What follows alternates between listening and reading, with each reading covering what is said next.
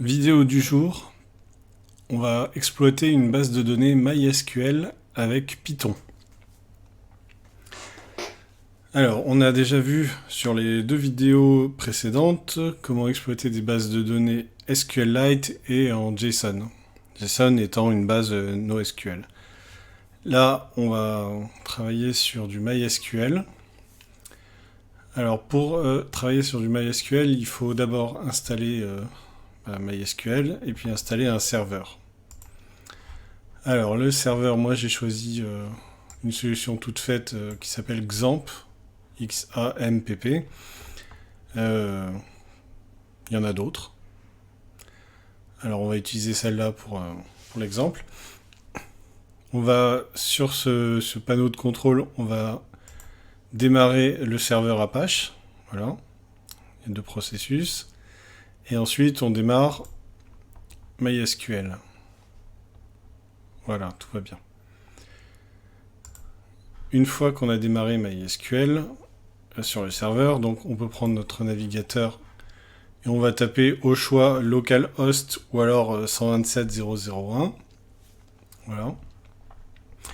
Alors avec XAMPP, on a une base de données MariaDB.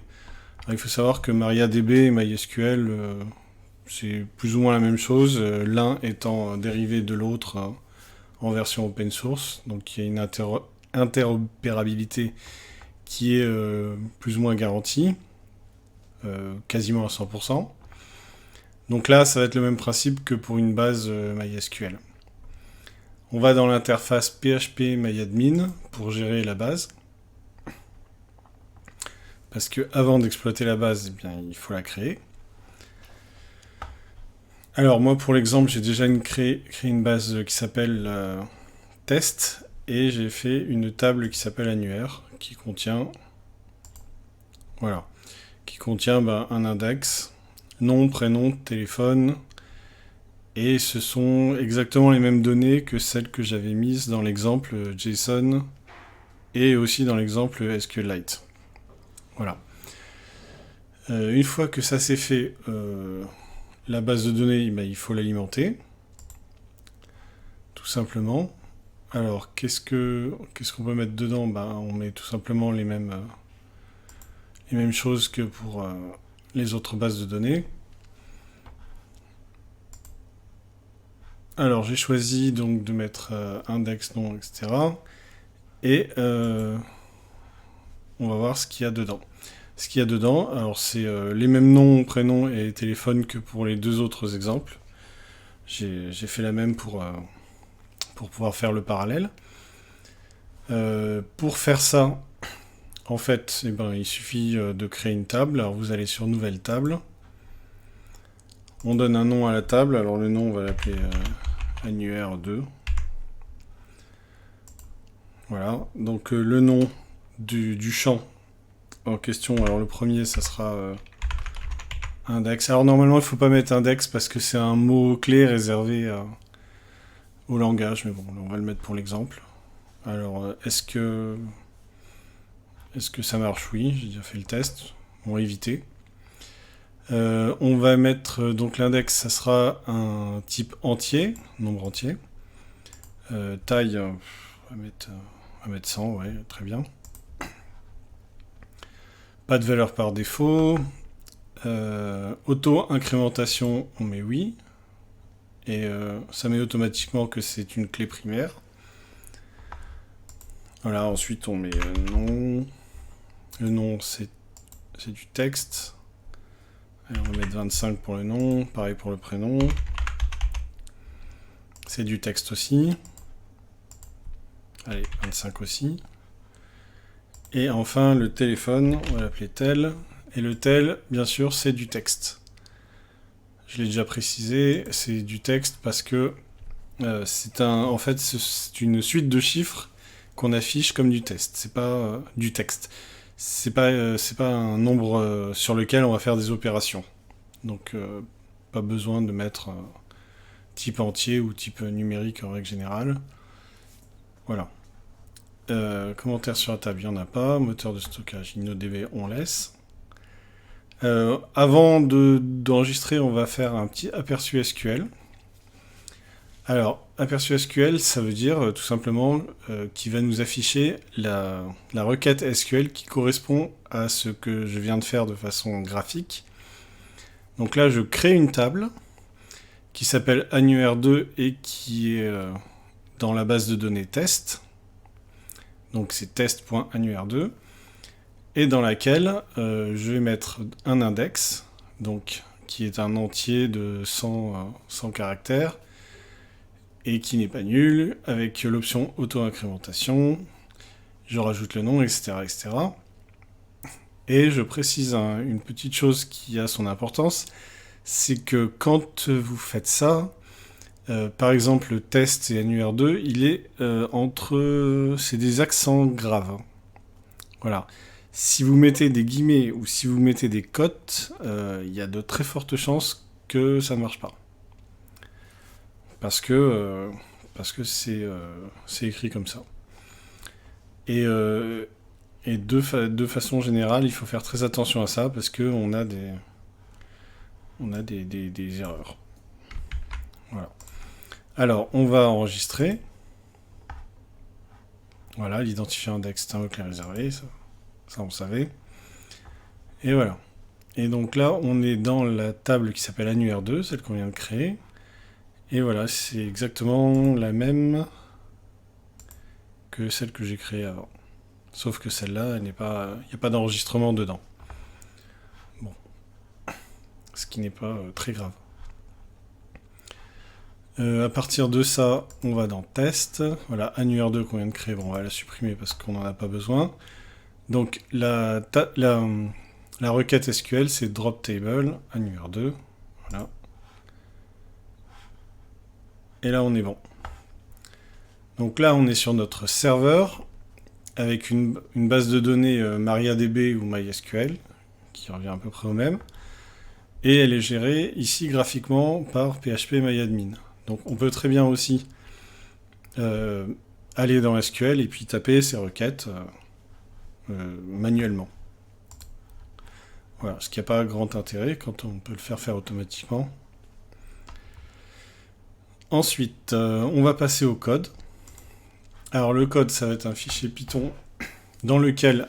Alors on va mettre une interface graphique qui sera exactement la même, exactement similaire à celle qu'on avait vue pour JSON et pour SQLite. Donc on va pas revenir sur les explications, on la mettra, on la commentera s'il faut, mais on la met telle quelle. Alors, premier point, avant de commencer, dans les commentaires, on va se faire un petit commentaire de rappel. Bien lancer, alors ici c'est exemple contrôle panel, donc ou autre, et activer le serveur, donc ici c'est un serveur Apache, et le MySQL. Si vous ne faites pas ça, ça ne marchera pas. Il y aura des erreurs. Forcément, puisque MySQL, c'est un type de base de données qu'on gère en général sur le web avec du PHP.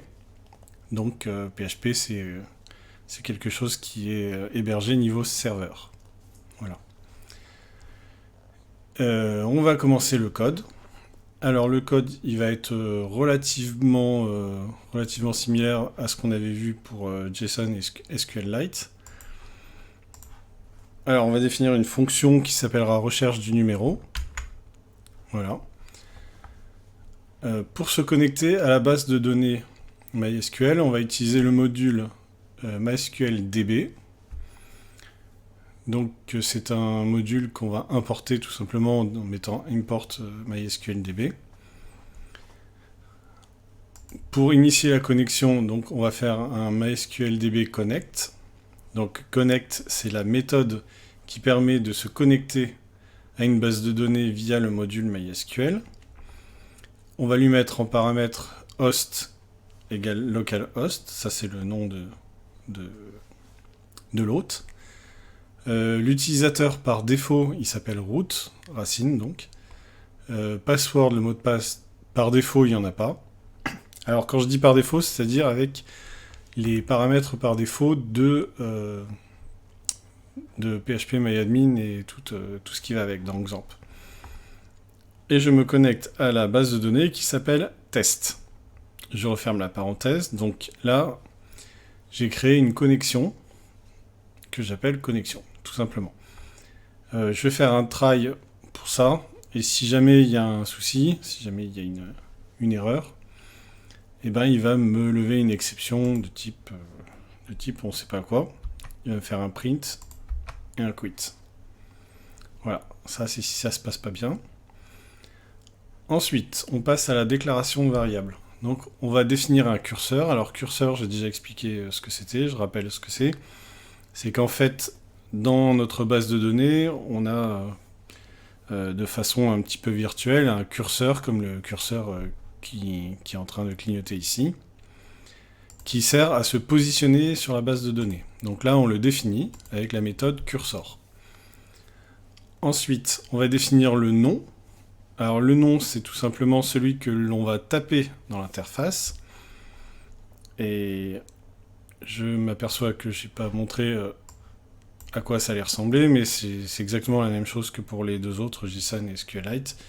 Donc c'est une petite interface comme ça, avec tout simplement une case nom, dans laquelle on va taper un nom, et puis un bouton qui s'appellera rechercher numéro. Donc là on met test, recherche numéro, il n'y a pas de résultat pour test. On tape back, Jean-Sébastien Bach, voilà, tape A. Voilà, il y en a deux. Donc c'est à ça que ça va ressembler. Et donc la variable nom que je suis en train de définir, ça va être tout simplement de récupérer le nom qui est tapé ici. Voilà. On définit une variable affichage résultat qui pour le moment est vide, puisque c'est l'affichage. Et on va s'attaquer à la requête SQL elle-même. Donc la requête SQL elle-même, on va prendre une requête qui est toute simple, qui va aller sélectionner dans la base de données tous les éléments. Alors ici, la petite étoile, c'est-à-dire tous les éléments, c'est-à-dire tous les champs qui sont définis dans cette table, c'est-à-dire l'index, le nom, le prénom et le téléphone, dans l'ordre défini. Et dans ça, dans ce qu'on vient de sélectionner, on va juste retenir celles pour lesquelles le nom, c'est-à-dire le nom qui est ici, le nom qui est un champ dans la base de données, correspondra au nom qu'on vient de taper, qu'on vient de définir ici. Donc la requête, elle retournera tous les noms pour lesquels ça correspond au nom qu'on vient de taper. On va exécuter cette requête grâce à la méthode execute. Donc notre curseur, on va lui appliquer la méthode execute avec comme paramètre la requête qu'on vient de définir à l'instant. Et enfin, on va définir un résultat de cette requête qui sera pour le curseur avec la méthode fetchAll. FetchAll, ça veut dire va tout chercher. Donc le curseur, on lui applique cette méthode, et il nous retourne un résultat qu'on va traiter pour afficher dans la petite case affichage des résultats. Au préalable, on va déjà essayer de savoir combien il y a de résultats. Donc le résultat, ça sera tout simplement le nombre de résultats, ça sera tout simplement la longueur de ce qui est retourné ici. Donc ici, ça sera une liste ou un tuple, je ne sais plus, mais enfin, peu importe. Donc sa longueur nous donnera le nombre de résultats. Si ce résultat est égal à 0, alors l'affichage de résultat, ça sera tout simplement pas de résultat pour, et puis ici on formate avec le nom. Donc si vous tapez test, il vous mettra pas de résultat pour test. Dans le cas contraire, c'est-à-dire si le nombre de résultats est différent de 0, c'est-à-dire dans ce cas-là supérieur à 0 strictement, alors on va faire une petite boucle for pour parcourir le résultat. Donc pour chaque enregistrement dans le résultat, on va faire la même chose, c'est-à-dire qu'on va prendre affichage résultat qui pour le moment est nul pour la première, et on va lui afficher, on va lui joindre plutôt cette petite chaîne formatée qui est quelque chose, deux points, quelque chose. Et donc dans le formatage, on va mettre enregistrement 2, enregistrement 1, enregistrement 3. C'est-à-dire, le 2, ça va être le nom. Le 1, ça va être... non, le 2, ça va être le prénom, pardon. Le 1, ça va être le nom. Et le 3, ça va être le téléphone. Puisque là, on est à 0. 1, 2, 3. Donc on commence avec le prénom. Le 2, ensuite on a le 1. Et ensuite, on a 2 points et le 3. Voilà, c'est ce qui est dans la petite chaîne de formatage ici. Et à partir de cette variable, affichage résultat, donc qui est maintenant complète, on va aller dans affichage recherche, c'est-à-dire ce qu'on va définir juste après pour l'interface graphique. On va la vider, des fois qu'on ait déjà fait une recherche avant, mais on la vide quand même au départ. Et ensuite, on va y insérer la variable affichage résultat, donc celle qu'on vient à l'instant de compléter. Une fois que tout ça est fait, on peut fermer la connexion, donc la connexion avec la base de données qu'on a définie ici. Et on a fini pour cette fonction recherche de numéro. Cette fonction recherche de numéro, on va l'appeler grâce au petit bouton rechercher numéro qui est ici. Donc quand on clique sur rechercher le numéro, on va faire un appel de fonction, et l'appel de fonction, ça sera recherche numéro. Pour ce faire, on va mettre une petite interface graphique que je définis ici. Donc l'interface graphique, c'est du TK Inter. C'est celle que j'ai mise ici, celle que j'ai importée ici. Donc on importe bouton, entry, label, texte, TK et end. Button, ça correspond au bouton qui est ici. Entry, c'est la petite case dans laquelle on rentre le texte. Label, c'est une étiquette, donc c'est ici non, ce qui est écrit ici, c'est pour écrire quelque chose. Texte, c'est ce grand texte qui se met sur plusieurs lignes et avec une largeur un peu définie. TK, c'est tout simplement pour définir le conteneur, le panneau. Panneau et conteneur, c'est pas exactement pareil, mais bon. Voilà. Alors, ce que j'ai appelé le panneau, donc ça va être un appel à la fonction TK. Donc ça, on n'en a plus besoin. Pareil, ce panneau, on va lui donner un titre qui s'appellera recherche de numéro, alors qui apparaît ici. Et on va donner des dimensions, 300 par 200. On va préciser qu'on ne veut pas que ça soit redimensionnable par l'utilisateur. Donc un false à chaque fois pour la longueur et la largeur. On y rajoute, comme pour la version JSON et la version SQLite, vous pourrez regarder sur la vidéo qui correspond. Donc on met toutes sortes de variables. On fait une mise en page de type grille, c'est-à-dire 0, 1, ici les deux fusionnés, ici les deux fusionnés. Pareil, c'est expliqué dans la vidéo sur JSON. Il y aura un lien, bien sûr, en dessous de la vidéo. Et voilà. On a tout simplement fini avec MySQL. On fait donc un petit test. Ça se lance. On met back. Rechercher numéro, ça marche. Donc ici, prénom, nom, 2 points, numéro. Ce qui correspondait à 2, 1 et 3 dans les résultats de recherche. Voilà. Donc c'est exactement sur le même principe que pour le JSON et pour le SQLite. La seule différence, c'est forcément le module qu'on importe et la façon de se connecter. Et accessoirement, quelquefois, la façon de traiter les résultats. Voilà. On en a fini pour ces 3 façons de se connecter à une base de données. Et nous passerons dans une prochaine vidéo à quelque chose de différent. Merci pour votre attention.